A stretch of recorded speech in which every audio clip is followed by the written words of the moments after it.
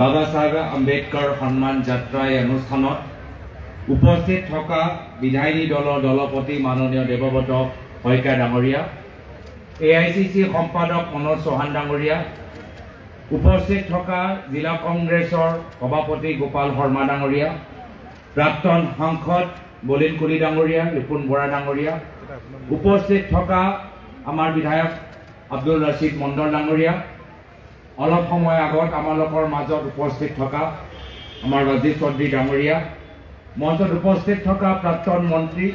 প্ৰণতি ফুকন বাইদেউ, মঞ্চত উপস্থিত থকা প্ৰদেশ কংগ্ৰেছৰ সাধাৰণ সম্পাদক ৰমনা বৰুৱা ডাঙৰীয়া, বিপুল গগৈ ডাঙৰীয়া, উপস্থিত থকা বেদব্ৰত বৰা ডাঙৰীয়া, উপস্থিত থকা আমাৰ মহিলা কংগ্ৰেছৰ সভানেত্ৰী মীৰা বৰঠাকুৰ ডাঙৰীয়ানী,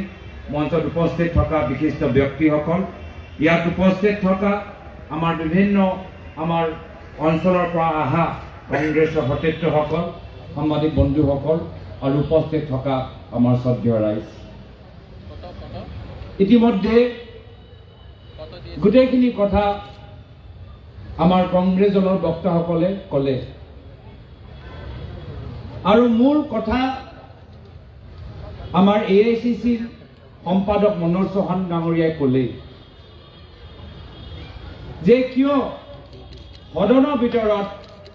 কেন্দ্ৰীয় গৃহমন্ত্ৰী অমিত শ্বাহ ডাঙৰীয়া বাবা চাহেব ডক্টৰ ভীমৰাও আম্বেদকাৰৰ বিৰুদ্ধে ইমান অপমানজনক শব্দ ব্যৱহাৰ কৰে।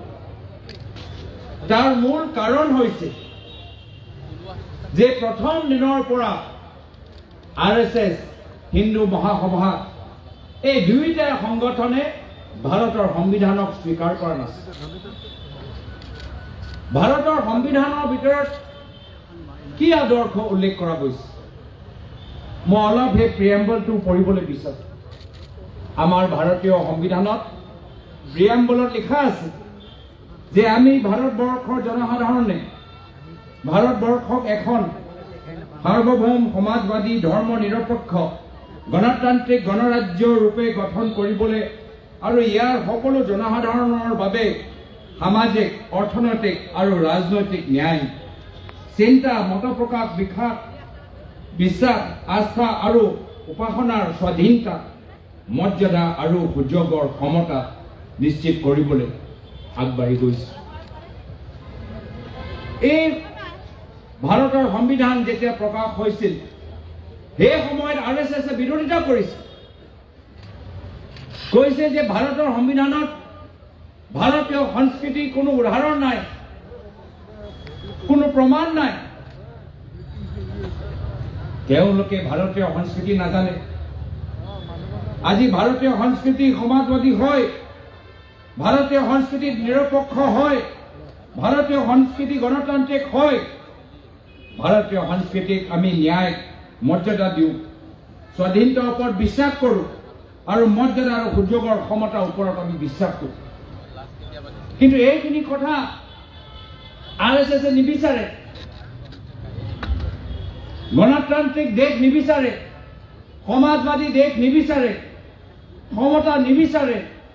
বাক স্বাধীনতা নিবিচাৰে, সামাজিক ন্যায় নিবিচাৰে। আৰু সেইকাৰণে প্ৰথম দিনৰ পৰা তেওঁ RSS হিন্দু মহাসভাই সংবিধানক বহিষ্কাৰ কৰিছে। কিন্তু দেখা পালে যে এতিয়া যে গোটেই আমাৰ ভাৰতৰ জনসাধাৰণে সংবিধানক স্বীকাৰ কৰিছে, আদৰিছে, তেতিয়া RSS আৰু হিন্দু মহাসভাই এটা দীৰ্ঘ দিনৰ এটা নাটক সৃষ্টি কৰিলে। কি নাটক সৃষ্টি কৰিলে যে লাহে লাহে লাহে তেওঁলোকে ক'বলৈ বিচাৰিলে যে আমি সংবিধানক সন্মান কৰোঁ, বাবা চাহেব আম্বেদকাৰক সন্মান কৰোঁ। মিছা কথা, অপপ্ৰচাৰ, নাটক। তেওঁলোকে কেতিয়াও সন্মান কৰা নাছিল। আৰু সেইকাৰণে এই বছৰৰ আৰম্ভণিত লোকসভা নিৰ্বাচনৰ সময়ত কি কৈছে যে যদি আমাৰ 400 পাৰ সাংসদ হয় আমি সংবিধান সলনি কৰি দিম। যদি সংবিধানক সন্মান কৰে তেতিয়া সলনি কৰাৰ কথা কিয় প্ৰকাশ কৰিলে? যদি বাবা চাহেব আম্বেদকাৰক সন্মান কৰে তেতিয়া সংবিধান সলনি কৰা এই ভাবুকি কিয় দিলে? যিহেতু তেওঁলোকে কেতিয়াও স্বীকাৰ কৰা নাছিল। আৰু ক্ষমতা তেওঁলোকৰ মূৰত সোমালে ভাবিলে আৰু নাটক কৰিব নালাগে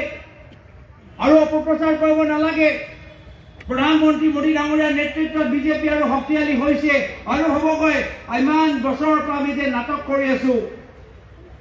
বাবা চাহেব আম্বেদকৰৰ প্ৰতি যে সন্মানৰ এটা মুখা যে আমি প্ৰি ৰাখিছিলো তেওঁলোকে এই মুখাও উভতাই পেলাবলৈ বিচাৰিলে কিন্তু ভাৰতৰ জনসাধাৰণে যোৱা লোকসভা নিৰ্বাচনৰ প্ৰমাণ কৰিলে যে বিজেপি দলতকৈ বেছি শক্তিশালী হৈছে আমাৰ ভাৰতৰ সংবিধান বিজেপি সংগঠনৰ আৰু আৰএছএছৰ সংগঠনতকৈ বেছি শক্তিশালী হৈছে আমাৰ ইণ্ডিয়া এলায়েন্সৰ গঠবন্ধন অলপ দিন তেওঁলোকে মনে মনে আছে অলপ দিন তেওঁলোকে নিমাত হ'ল অলপ দিন তেওঁলোকে এইখিনি কথা ক'বলৈ বাদ দিলে কিন্তু আকৌ যেতিয়া হাৰিয়ানা মহাৰাষ্ট্ৰ এই দুটা ৰাজ্যৰ নিৰ্বাচনত তেওঁলোকৰ বিজয় হ'ল আকৌ ক্ষমতা তেওঁলোকৰ মূৰত সোমালে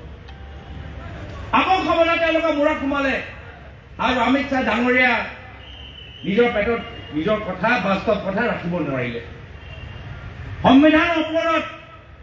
যেতিয়া গুৰুত্বপূৰ্ণ চৰ্চা চলি আছে সেই চৰ্চাৰ মাজত তেওঁ বাবা চাহেব আম্বেদকৰৰ প্ৰতি নিজৰ অহংকাৰ আৰু তেওঁলোকৰ যে বাস্তৱ চিন্তা সেইখিনি কথাবোৰ মুকলি হ'ল যদি সঁচাকৈ তেওঁলোকৰ বাবা চাহেব আম্বেদকৰৰ প্ৰতি শ্ৰদ্ধা আছিল তেতিয়া লগে লগে তেওঁ ক্ষমা বিচাৰিলেহেঁতেন লগে লগে ক'লেহেঁতেন যে মই যিখিনি কথা ক'লো ভুলত ওলাই গ'ল মই এনেদৰে বাবা চাহেব আম্বেদকৰৰ নাম ল'বলৈ বিচৰা নাই ভগৱানৰ লগত যিখিনি কথা ক'লো এই ধৰণৰ কথা মই ক'বলৈ বিচৰা নাই মই ভাৰতৰ জনসাধাৰণৰ পৰা মই ক্ষমা বিচাৰিছোঁ কিন্তু নক'লে এটা সময়ত ক'ব যে আম্বেদকৰক আমি সন্মান কৰোঁ আকৌ যদি নিজে অপমানজনক শব্দ ব্যৱহাৰ কৰিলে ক্ষমা বিচাৰিবলৈ তেওঁলোকৰ সাহস থাকে আৰু আটাইতকৈ দুৰ্ভাগ্যজনক কথা যে প্ৰধানমন্ত্ৰী মোদী ডাঙৰীয়া ভোটৰ কাৰণে কিমান তেওঁলোকে বেলেগ বেলেগ নাটক কৰে আমি দেখিছিলো যে প্ৰধানমন্ত্ৰী মোদী ডাঙৰীয়া সদনৰ ভিতৰত সোমাব সংবিধানটো এনেকে ল'ব আৰু এনেকে পিছত কৰিব দেখিছো নাই দেখা দেখিছো কিন্তু যেতিয়া অমিত শ্বাহ ডাঙৰীয়া আমাৰ ভাৰতীয় সংবিধানৰ মূল অভিভাৱক আম্বেদকৰ চাহাবক যেতিয়া অপমান কৰিলে তেতিয়া মোদী ডাঙৰীয়া অমিত শ্বাহ ডাঙৰীয়াক সমৰ্থন জ্ঞাপন কৰিলে সেইটোৱেতো নাটক প্ৰধানমন্ত্ৰী মোদী ডাঙৰীয়াক ক'ব লাগিছিল যে মই ইমান ফটো তুলিছো ভাৰতৰ সংবিধানৰ লগত মই ফটো তুলিছো অমিত শ্বাহ ডাঙৰীয়া আপোনালোকৰ পৰা ভুল হৈছে জনসাধাৰণে ভাল পোৱা নাই আপুনি ক্ষমা বিচাৰক এইটো নিৰ্দেশ প্ৰধানমন্ত্ৰী মোদী ডাঙৰীয়া নিদিলে তো সেইটোৱে প্ৰমাণ যে এই দুইজনে আৰএছএছৰ প্ৰচাৰক দৰে ভাৰতৰ সংবিধানক সন্মান নকৰে আৰু দুৰ্ভাগ্যজনক কথা আজি য'ত আমি আম্বেদকৰ সন্মান যাত্ৰা আৰম্ভ কৰিবলৈ বিচাৰিছো আমাৰ অসমৰ মুখ্যমন্ত্ৰী অমিত শ্বাহ ডাঙৰীয়াক ভাল পোৱাৰ কাৰণে আমালোকক বাধা দিবলৈ চেষ্টা কৰিছে পাহৰি গৈছে যদি ডক্টৰ বাবা চাহেব আম্বেদকৰ নাথাকিলেহেঁতেন যদি সংবিধান নাথাকিলেহেঁতেন তেতিয়া নৰেন্দ্ৰ মোদী ডাঙৰীয়া ভাৰতৰ প্ৰধানমন্ত্ৰী হ'ব নোৱাৰিলেহেঁতেন তেতিয়া অমিত শ্বাহ ডাঙৰীয়া ভাৰতৰ গৃহমন্ত্ৰী হ'ব নোৱাৰিলেহেঁতেন তেতিয়া হিমন্ত বিশ্ব শৰ্মা ডাঙৰীয়া অসমৰ মুখ্যমন্ত্ৰী হ'ব নোৱাৰিলেহেঁতেন আজি যে মৰ্যাদা পাইছে ক্ষমতা পাইছে লোকতান্ত্ৰিক গণৰাজ্য এটা যে আমি এটা বাতাবৰণ পাইছো তাৰ মূল কাৰণ হৈছে ভাৰতৰ সংবিধান আৰু ভাৰতৰ সংবিধানৰ আমাৰ মূল অভিভাৱক ডক্টৰ বাবা চাহেব আম্বেদকৰ আৰু সেইকাৰণে মই সকলোকে আহ্বান জনাইছো যে আজি এই যাত্ৰা মাত্ৰ আৰম্ভণি আজি এই যাত্ৰা মাত্ৰ গুৱাহাটী দিছপুৰলৈকে সীমিত থাকিব নালাগে আমাৰ বিভিন্ন অঞ্চলৰ পৰা মানুহবোৰ আহিছে আজি যিখিনি কথা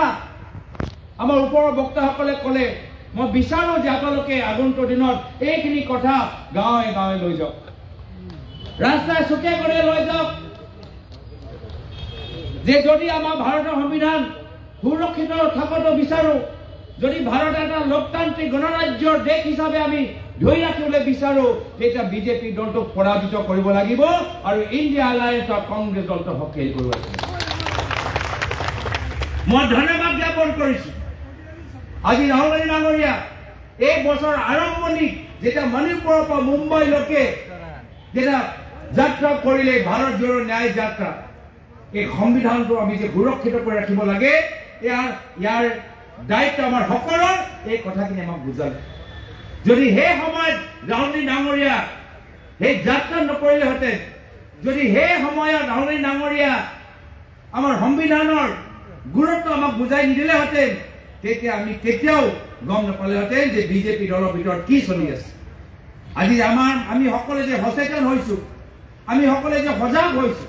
তাৰ মূল কাৰণ হৈছে যে ৰাহুল গান্ধী ডাঙৰীয়া এই বছৰ আৰম্ভণিত মণিপুৰ বা মুম্বাই ভাৰত জোড়ো ন্যায় যাত্ৰাৰ জৰিয়তে আমাৰ সংবিধানৰ মূল্য পুনৰবাৰ আধুনিক ভাৰতৰ ভিতৰত নতুন আশা আমাৰ ডেকা ভাৰতক আমাক বুজাই দিছে।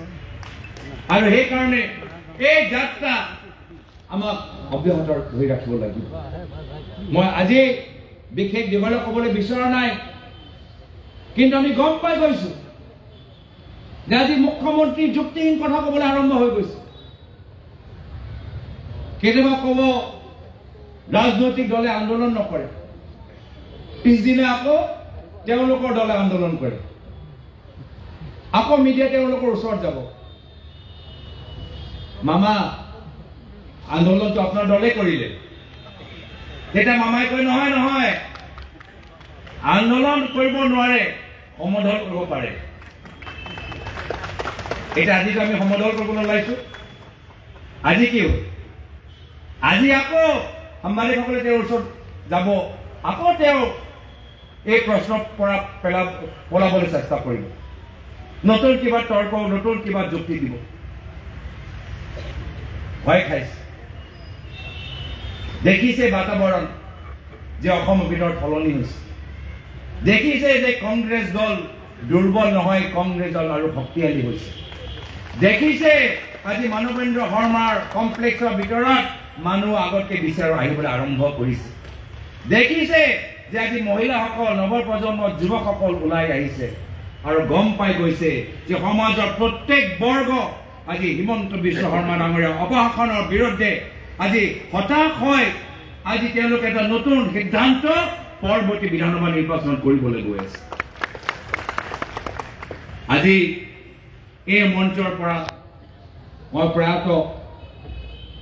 বিদুল ইছলাম দেৱক মই স্মৰণ কৰিছো, তেখেতৰ বিদেহী আত্মাৰ সদ্গতি লাভ কৰক মই কামনা কৰিছো। ধন্যবাদ জ্ঞাপন কৰিছো যে নিখিল ভাৰত কংগ্ৰেছ কমিটিয়ে ৰাহুল গান্ধী ডাঙৰীয়াই, মল্লিকাৰ্জুন খাৰ্গে ডাঙৰীয়াই এই পৰিয়ালৰ খবৰ লৈ লগে লগে 5 লাখ টকা এটা ডিমাণ্ড ড্ৰাফ্ট ইতিমধ্যে প্ৰেৰণ কৰিছে। আমাৰ সকলৰ দায়িত্ব যে কংগ্ৰেছ দলৰ ভিতৰত যিমান আমাৰ শ্বহীদ বা যিসকলে পুলিচৰ লাঠিত গুলীচালনাত কান্দন গেছত যি আহত হৈছে, আমি সকলৰ আমি খবৰ ৰাখিব লাগিব। মই ধন্যবাদ জ্ঞাপন কৰিছো যে আজি তৃণমূল কংগ্ৰেছ কৰ্মীসকল আজি ভয় খোৱা নাই, পুলিচৰ গুলীচালনাৰ পৰা ভয় খোৱা নাই। আৰু যেতিয়া আমাৰ তৃণমূল কংগ্ৰেছ কৰ্মী ওলাই আহে, বাঘ দৰে যদি আমি সংবিধানৰ সুৰক্ষা কৰিবলৈ আমি আগবাঢ়ি যাওঁ, তেতিয়া পৰৱৰ্তী সময়ত অসমত ভাল দিন আহিব। অসমত আমি পুনৰবাৰ আমি কংগ্ৰেছৰ নেতৃত্বত এটা চৰকাৰ পাম। মই সকলোকে বিনম্ৰভাৱে অনুৰোধ জনাইছো